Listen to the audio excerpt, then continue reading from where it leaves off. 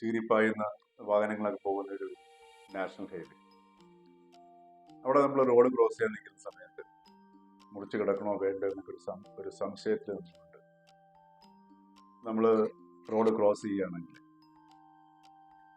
പകുതിക്ക് ചെല്ലുമ്പോൾ നമുക്ക് തോന്നും നമ്മൾ ദൂരെ കണ്ട വാഹനം വളരെ അടുത്തു, ഇനി തിരിച്ചു പോകാൻ. പക്ഷെ ആ ഡ്രൈവർ നമ്മൾ ക്രോസ് ചെയ്യും. പെട്ടെന്ന് നമ്മൾ ബാക്കിലേക്ക് നമ്മൾ വീണ്ടും ഒരു 1-2 സ്റ്റെപ്പ് വയ്ക്കും. ആ സമയത്ത് ആ ഡ്രൈവർ ഒരു പക്ഷേ വിചാരിക്കും നമ്മൾ ക്രോസ് ചെയ്യുന്നില്ല എന്ന് വിചാരിക്കും. വീണ്ടും ആ ഡ്രൈവർ അവിടെ വണ്ടി കുറച്ച് സ്ലോ ചെയ്തിട്ടുണ്ടാവും. ആ സ്ലോനെസ് കണ്ടിട്ട് അല്ലെങ്കിൽ ആ പതുക്കെയായ അവസ്ഥ കണ്ടിട്ട് വീണ്ടും നമ്മൾ ചിലപ്പോൾ ക്രോസ് ചെയ്യുന്നത് അപകടം ഉറപ്പാണ്. അപ്പൊ ഇതാണ് ഈ കൺഫ്യൂഷൻ ഉണ്ടാകുന്ന ഒരു പ്രശ്നം. അതേസമയത്ത് വാഹനം വളരെ അടുത്ത് വരുന്ന ഒരു അവസ്ഥയിലാണെങ്കിൽ പോലും നമ്മൾ നല്ല ക്രോസ് ചെയ്യാൻ തീരുമാനിച്ചിട്ട് വളരെ വേഗത്തിൽ ഓടി പോവുകയാണെങ്കിൽ നമുക്ക് ക്രോസ് ചെയ്യും. ഒരുപക്ഷെ ആ ഡ്രൈവർ അല്ലെങ്കിൽ അത് അടുത്ത് വന്ന കാറിന്റെ ഡ്രൈവർക്ക് ചിലപ്പോൾ ഒരു സഡൻ ബ്രേക്ക് ചെയ്യേണ്ടി വന്നിരിക്കും. ചിലപ്പോൾ അയാൾ കിട്ടി തെരുവിച്ചത്. പക്ഷെ അവിടെ രണ്ടുപേർക്കും അപകടമില്ലാതെ രക്ഷപ്പെടാം. അപ്പൊ ഇത് നമ്മുടെയൊക്കെ ജീവിതത്തിൽ പ്രശ്നം അതാണ്. കൺഫ്യൂഷൻ വന്നു കഴിഞ്ഞാൽ എല്ലാം തരാം. ഈ ആശയക്കുഴപ്പം പോലെ ഇത്രയും ഈ നല്ല ബിരുദന്മാർക്ക് അതിന് ബിരുദം വേണമെന്ന് ആവശ്യമൊന്നുമില്ല.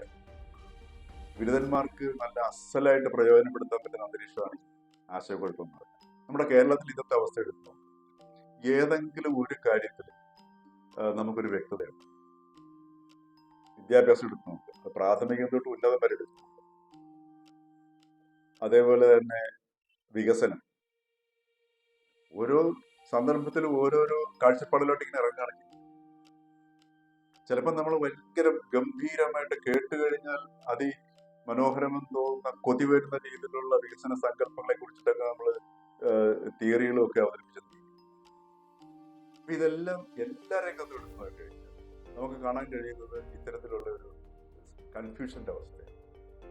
ഈ കൺഫ്യൂഷന്റെ അവസ്ഥയെ നമ്മളിലേക്ക് വരാൻ കാരണം എന്ന് വെച്ചാൽ നമ്മുടെ അടിസ്ഥാനപരമായിട്ട് മലയാളി നിർണ്ണയിക്കുന്ന ഈ മലയാളിയുടെ ഒരു ആഘോഷം, നമ്മൾ ആഘോഷിക്കുന്നത് കൺഫ്യൂഷനാണ് ആഘോഷം.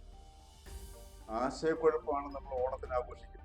അല്ലെങ്കിൽ ഒന്ന് ആലോചിച്ച് നോക്കുക, നമ്മുടെ ബുദ്ധിജീവികളും പുരോഗമനക്കാരും എല്ലാവരും ഈ തൃക്കാക്കര അപ്പനെ ഇങ്ങനെ തെറിയാണ്. വാമനമൂർത്തി ഒന്നും ഈ നല്ലവനായ സോഷ്യലിസ്റ്റ് രാജാവിനെ ചവിട്ടി താഴ്ത്തി എന്നൊക്കെ പറയുന്നു. ശരിയായിരിക്കും, നമുക്കിവിടെ ആ ഒരു രീതിയിൽ കാണാം. അങ്ങനെയാണെങ്കിൽ പിന്നെ എന്തിനാണ് ഈ വാമനമൂർത്തിയെ നമ്മൾ ഈ ഒരുക്കി വെച്ചിട്ട് ആർപ്പോയിരൊക്കെ വിളിക്കുന്നത്? സാമാന്യ ബുദ്ധിക്ക് നമുക്ക് ആലോചിക്കാൻ പാടില്ലേ? ഇപ്പം തലേന്ന് വൈകിട്ട്, ഒന്നാം ഓണത്തിൻ്റെ അന്ന് വൈകിട്ട്, ഉത്രാടത്തിനന്ന് വൈകിട്ട് ഒരുക്കുന്നത് ഈ തൃക്കാക്കരപ്പനെയാണ്.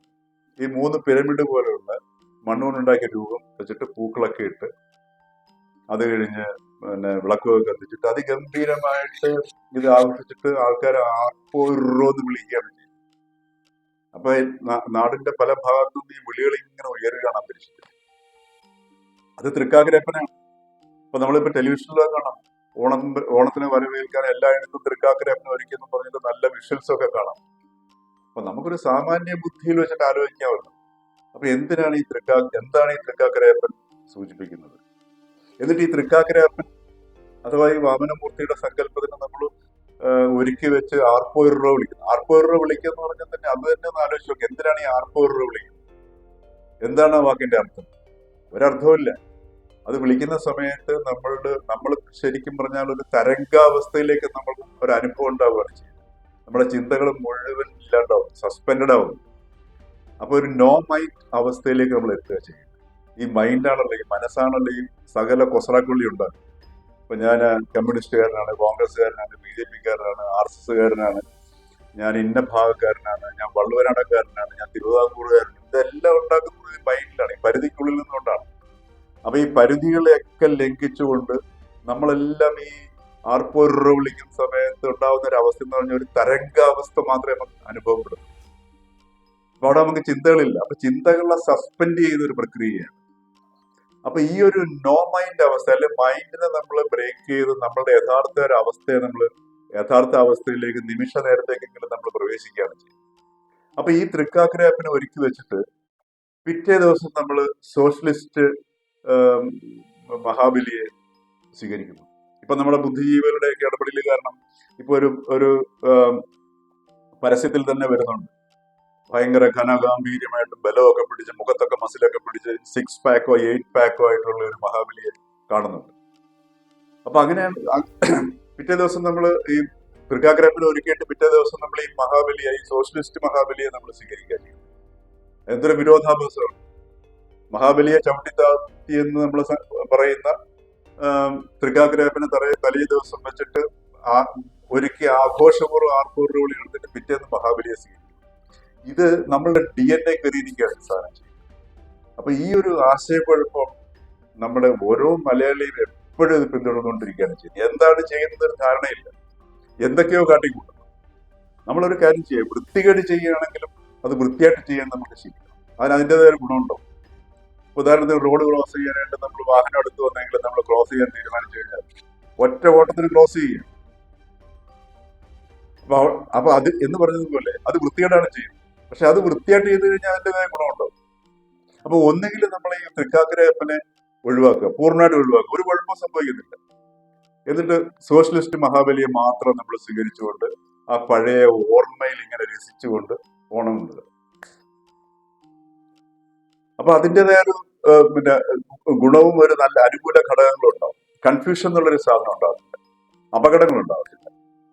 അതല്ലെങ്കിൽ തൃക്കാക്കരപ്പനെ ഒരുക്കി വെച്ചിട്ട് വളരെ ഈ സൗമ്യഭാവത്തോടു കൂടി കൊമ്പൻ മീശയൊക്കെ ഉണ്ടെങ്കിലും പൊണ്ണത്തടി ഉണ്ടെങ്കിലും ആ മുഖത്ത് വളരെ സൗമ്യവും മൃദുഭാവത്തോടും കൂടി ആർക്കും ഒരു പേടിയും ജനിപ്പിക്കാത്ത രീതിയിൽ നമ്മളെ കാണാൻ വരുന്ന, കുടചൂടി വരുന്ന ആ ഒരു സോഷ്യലിസ്റ്റ് ചിന്താഗതിയൊക്കെ വെച്ചു പുലർത്തി ഇരുന്നിട്ടും ആ ഒരു ബോധോദയത്തിലേക്ക് ഉയർന്നു, ആ ഒരു പരിധിയില്ലാത്ത മനുഷ്യ യഥാർത്ഥ ചക്രവർത്തി എന്നുള്ള കിരീടമൊക്കെ കളഞ്ഞിട്ട് ഒരു മനുഷ്യനായിട്ടുള്ള, അതായത് മൈൻഡിനെ ചക്രവർത്തി എന്നൊക്കെയുള്ള ധാരണ മനസ്സിലാകത്താണ്.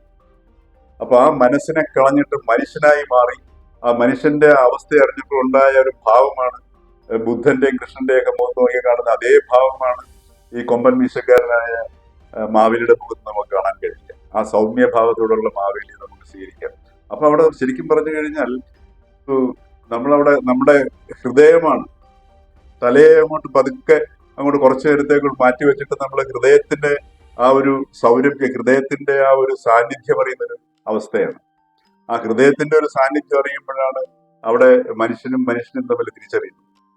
മറിച്ച് ഈ ബുദ്ധിയും ഈ നമ്മുടെ ജീവനെ ബുദ്ധിയാണ് നയിക്കുന്നതെന്ന് അറിഞ്ഞു കഴിഞ്ഞാൽ അവിടെയാണ് ഈ സകല ഈ പറഞ്ഞതുപോലുള്ള ഈ ഭേദങ്ങളും അതിർവരമ്പുകളും ബോർഡറുകളും ഒക്കെ വരിക.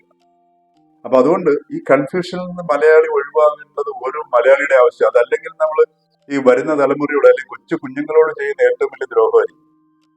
ഈ കൺഫ്യൂഷന്റെ ഈ വിത്തുകൾ ഗംഭീരമായിട്ട് ഇപ്പൊ ഈ 8 പാക്ക് മാവേലികൾ വന്നതോടുകൂടി അതിന്റെ ശക്തി വളരെ വർദ്ധിതമായ അവസ്ഥയിലേക്ക് വരുന്നതിന് കുഞ്ഞുങ്ങളിലേക്ക് കടത്തിവിട്ട് വരുന്ന തലമുറയെ കൂടെ നമ്മൾ നശിപ്പിക്കുന്നുള്ളതിന് യാതൊരു സംശയവുമില്ല.